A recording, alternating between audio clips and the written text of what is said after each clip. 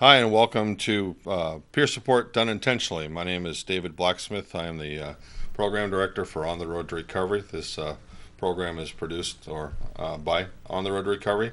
And I'll give a little disclaimer on the front end here. This is our first program, so if we kind of stumble over ourselves a little bit, I trust that our viewers will give us a little bit of grace with that. But what we're here to talk about is specifically what On the Road to Recovery is and does. What is intentional peer support? Obviously, that's the title of our program. What is that? What are we talking about? But we'll get more into that here in a minute. So again, I introduce myself, David Blacksmith. I'm the program director here in Manchester for On the Road to Recovery. We also have a center in Derry as well. To my right, my immediate right, is Warren Bouchard. He is our executive director for On the Road. And to his right is Paula Baker. She is our team leader at our Derry site, but also extremely well versed in all the things that we do for On the Road to Recovery. So the purpose of this program specifically is to inform the general public and our viewers, consumers that would take advantage of our services is what On the Road to Recovery is, what we do, how it can benefit the community at large, the neighborhood, individuals, and that type of thing.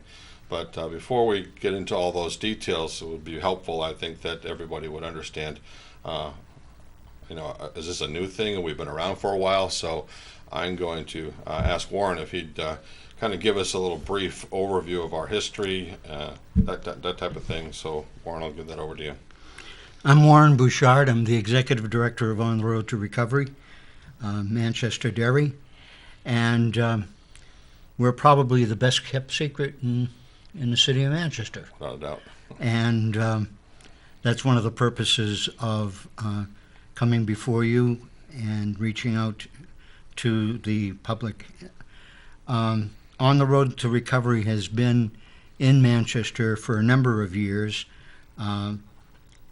In 2005, there were actually two peer support agencies in the city of Manchester for quite some time. But in 2005, the state decided to merge the two agencies. And what happened is they combined the resources and the funding, and we get our funding from the Department of Health and Human Service, the division, the Bureau of Behavioral Health. So in 2005, there was a merge of the two agencies, who to that time, one was On the Road to Recovery, and the other agency was A Way to Better Living. And On the Road to Recovery survived the merger and for a number of years operated as On the Road to Recovery. I came to On the Road to Recovery in October of 2008, and we started a process of changing the focus of On the Road to Recovery to be more consistent with the sweeping trend that was crossing the country at the time of intentional peer support.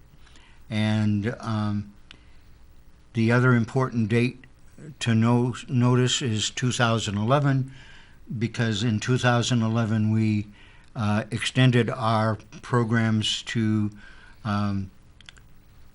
operate in the town of Derry, and that's how Paula came about to be with us. And both centers are thriving.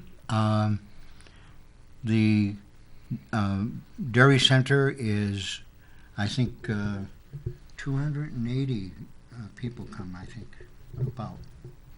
Yeah, there's about 280 members. Right. And in Manchester, it's about the same. Now, we have a lot of people that come to both centers. To the Manchester Center that is on Orange Street,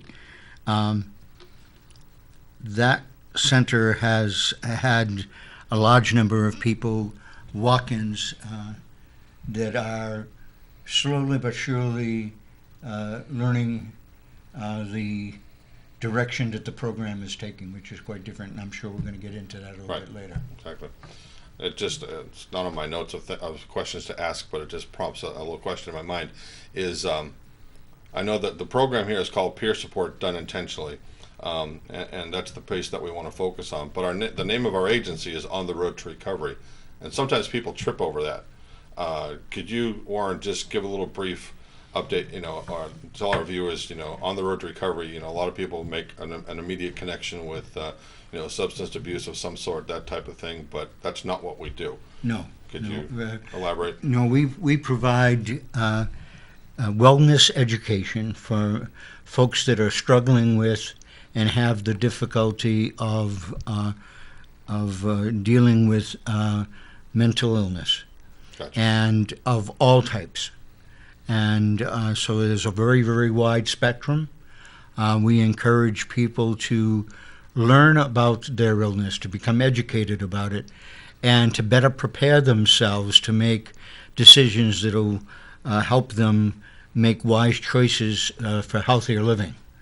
So there's a lot of education focused in here. And we do some social activities because, of course, we're social beings. Right. And it's important as you recover from mental illness, it's important to have that ability to re-socialize yourself. A lot of folks that come to the centers, both in Manchester and in Derry, have come from some form of hospitalization or some direct care, either in a private setting or in a hospital. And as they enter the world of recovery and try to reacclimate themselves to the community, we're there to help. We're there to provide education. We're there to, and help is a bad word for me to use. It's a four-letter word that we don't use on the road to recovery, because it's a process of discovering yourself and determining what wellness looks like for you. And in that process, we ask folks to do a lot of introspection, participate in groups. Sometimes folks come and they're not ready to participate in a group, so they'll begin by putting their foot in the water with a one-on-one with one of our staff people. Our staff are all trained in intentional peer support, which is, and I'm sure we're going to get into it a little bit later, but is quite different than peer support. I mean, you can almost get peer support anywhere. Right. But intentional peer support is reaching out intentionally with the goal that you're going to work on your wellness. Right. Well, that's a good segue to before I ask Paula some questions. We took a little video clip of an interview of the pioneer of this thing that we're calling intentional peer support. As Warren had just said, that there's all sorts of peer support that's around, but what we practice at On the Road to Recovery, as well as there are other agencies, about a dozen or so throughout the state, that practice the same thing, is this intentional peer support. We took a little clip from an interview that Sherry Mead, who is the author of this program that we're doing, the model, that was the word I was looking for, and so it took a little clip, and so of her being questioned about this whole thing of intentional. So we're going to show you that little bit of a clip and see how she answers that question. What is this intentional piece about? Could you help me understand just a little bit more what the term intentional means within this framework? Yeah, sure. Well, peer support is, anybody does peer support with somebody that they've had a similar experience with. And I don't think there's any particular purpose. People just get together and commiserate or share ideas or whatever it is. I think the intentional part in the mental health peer support is to offer one another a different way of thinking about our experiences. Many of us have been sort of locked into thinking of ourselves as ill and just, as the whole identity.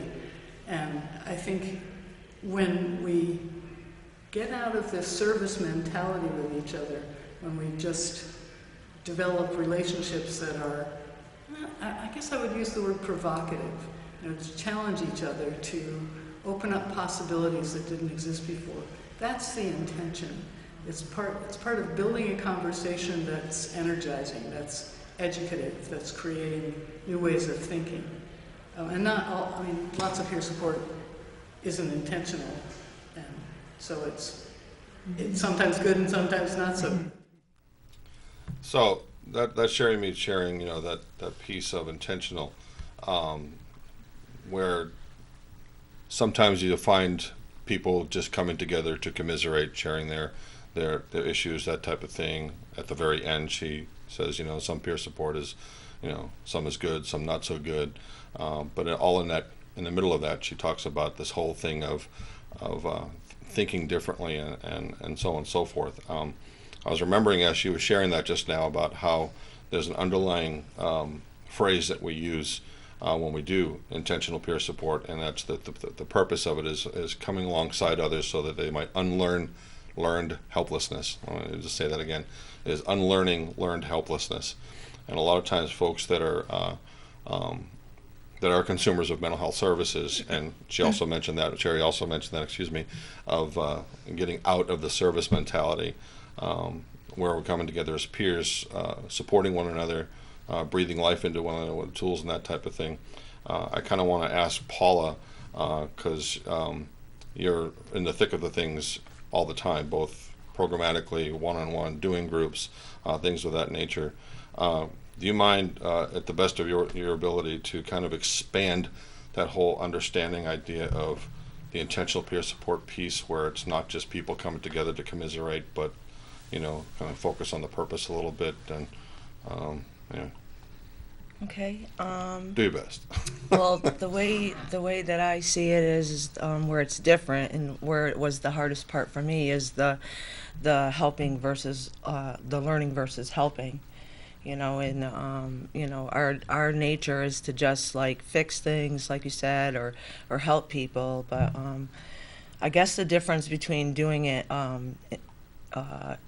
the way that it's different. You're asking me if it's different? Are you asking Yeah, me just- about the just intentional part? Just Or go with the flow. Okay. Just ignore my so I question. would just say that for the purposes of our center, which I'm more familiar with, and I have visited the Manchester Center and done teaching a course there now, but what we practice is listening listening without speaking, to try to hear an untold story, which is different than than out there just doing support. We're intentionally practicing it. That is our intention, is to listen, find out what the untold stories are, and support each other through it. Not give advice, not make any judgments, just listen and ask questions, maybe to find out some more about it. And Yeah, I like that piece where you just said about the untold story. A lot of times with this, when folks come to the center, irregardless of whether it might be, whether it's Derry, whether it's Manchester, or another peer support agency throughout the state, we're coming with, and as Warren so well articulated earlier, that we really are an educative program, that there's a lot of education involved, and not we're not teaching math, English, science. Right. We're teaching ways to, how do we rethink our own personal experiences with our mental illness, or my symptoms, or my triggers, or all of those type of things. So the untold story. Let me just quickly ask you this, and I know you can rattle this off really quickly. Primarily how we do this thing is we focus on 4 tasks, right? And those 4 tasks would be test. Connection, mutuality, worldview, and moving towards. Moving toward, right. And whether I have those in the exact order, I'm not sure. I sometimes mix the middle two. Right.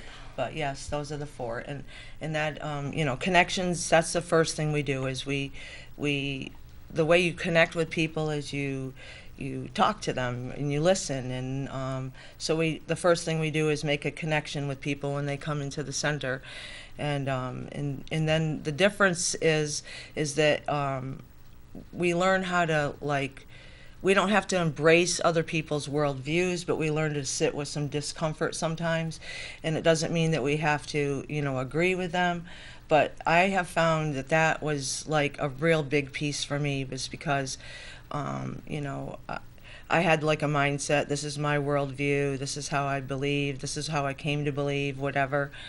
And I didn't really have myself open to really listening to where people came to believe what they came to believe. Right. You know, and that's different when you look at it that way, I think.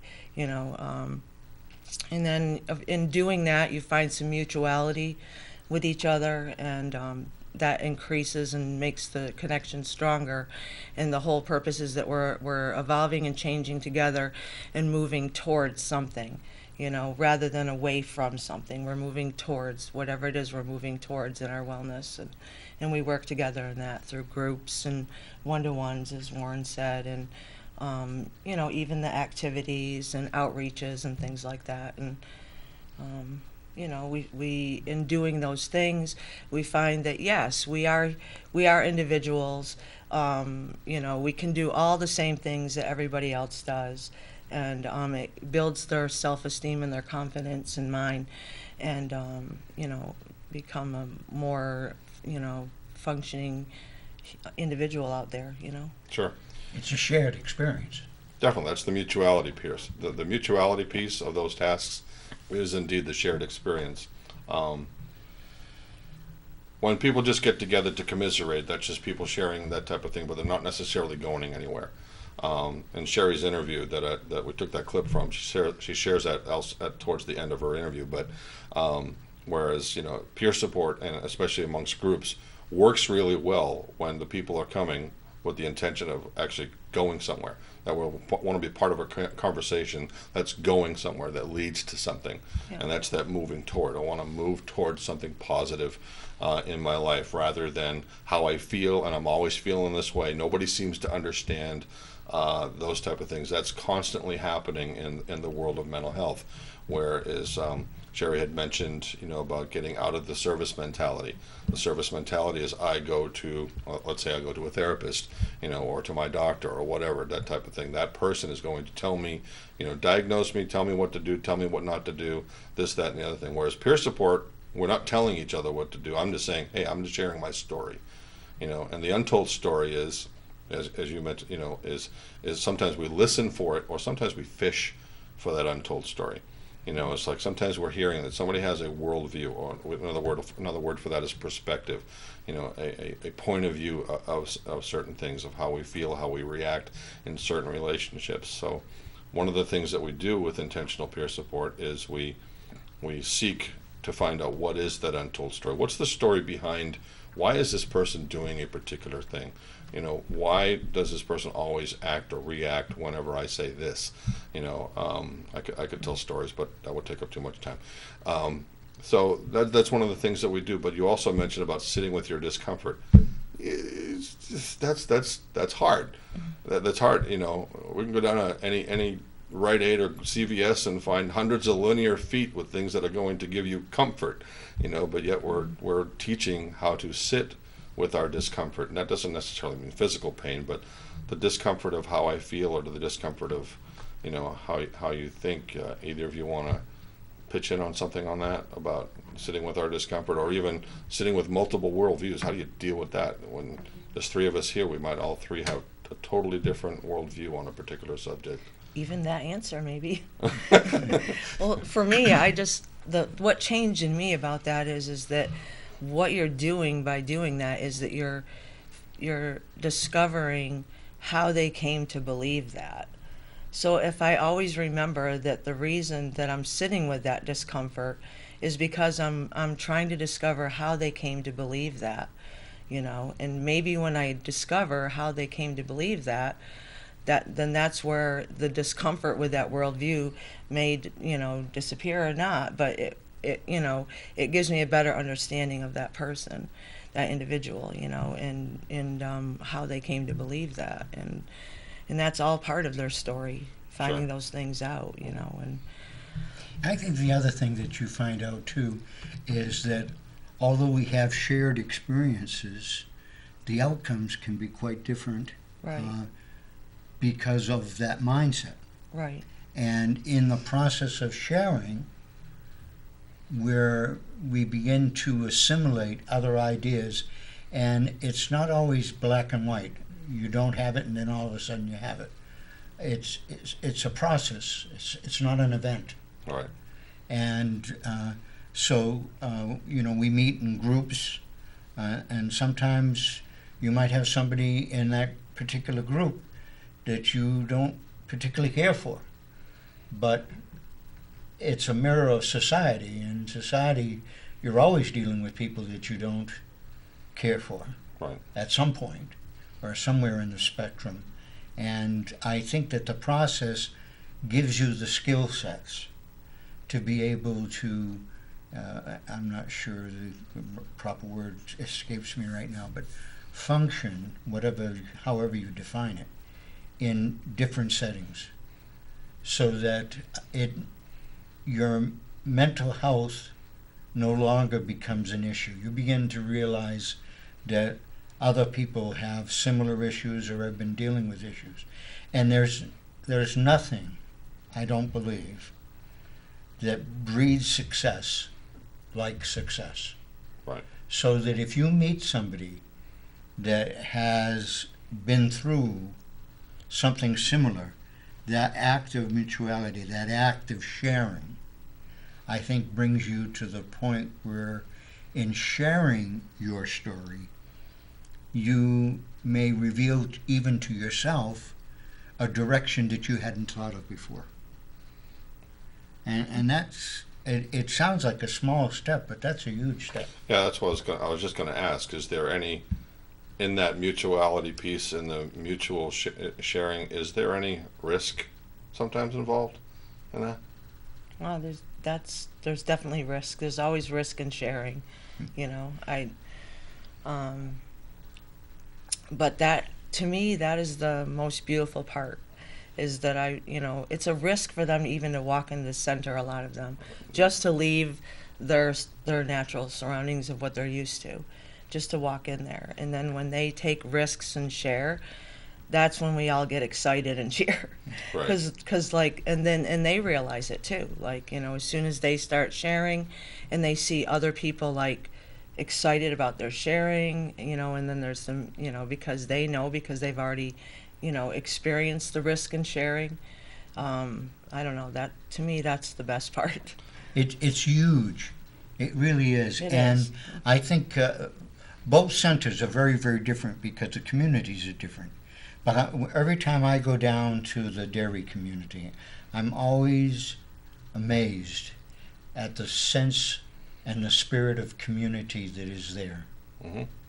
I mean, for a lot of the folks, I think, at the dairy center, and I don't know if you agree or how you see it, Paula, but I sense when I go in there that there's genuine caring, and they are a community. I agree. I mean, they always say, this is like their family, and It's a home away from home. and there's success stories in that family, and the way that I feel like their family is because they're so proud of each other, and when they have the successes, they're all sharing each other's successes with everybody they know. It's a celebration. So, yeah. Definitely.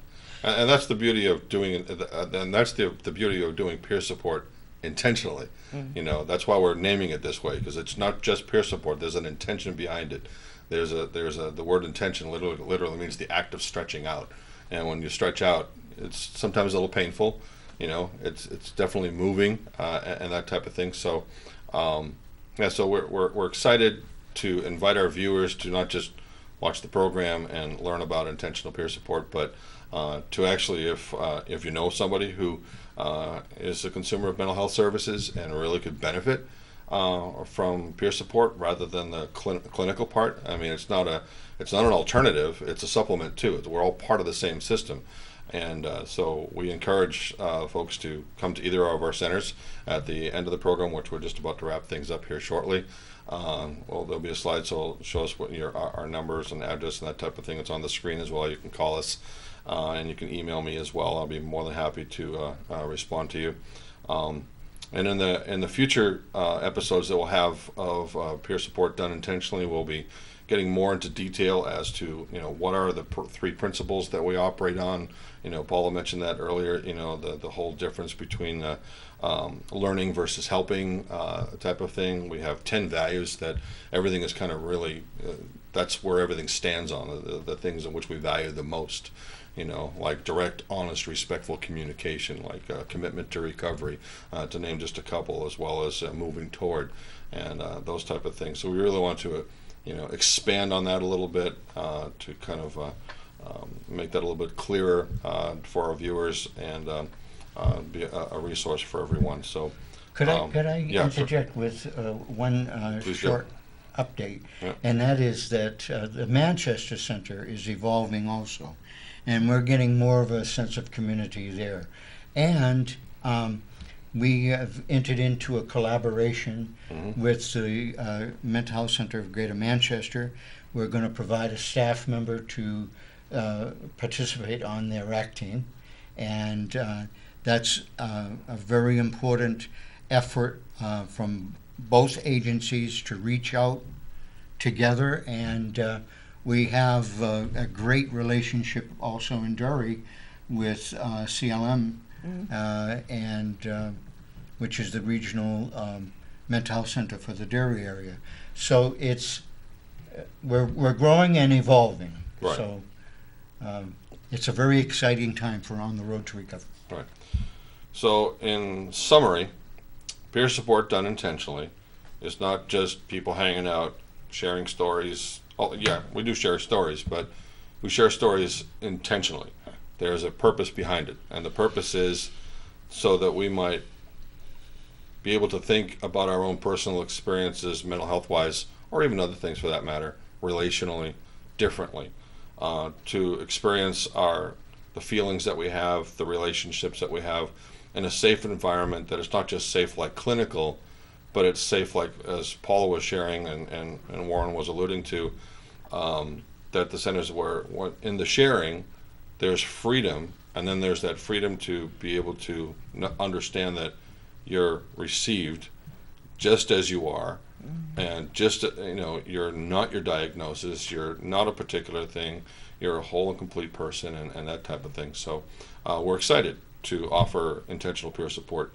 We're excited to be available to the Greater Manchester area, to the Greater Derry area, and so we invite our viewers to come on down and participate. Also connect with us on our website, call us, send the email so you can get our newsletter. Even though it may be available online, that type of thing, just give us a shout. Get you on our, we send out one in the mail. We also have one available electronically, so you can be up to date as to what's going on, some of the stories, see some of the fun things that we're doing, as well as having a calendar for both Manchester and Derry to see what's happening on what particular days, groups, that type of thing, fun activities. If you really like karaoke, go to Derry. They like karaoke down there. That type of thing. So A lot of interesting things. yes, a lot of it. So we're wrapping things up. So Paula, thank you so much for sharing. Warren, thank you also for being here, and we want to thank our viewers for tuning in. And until next time, God bless you.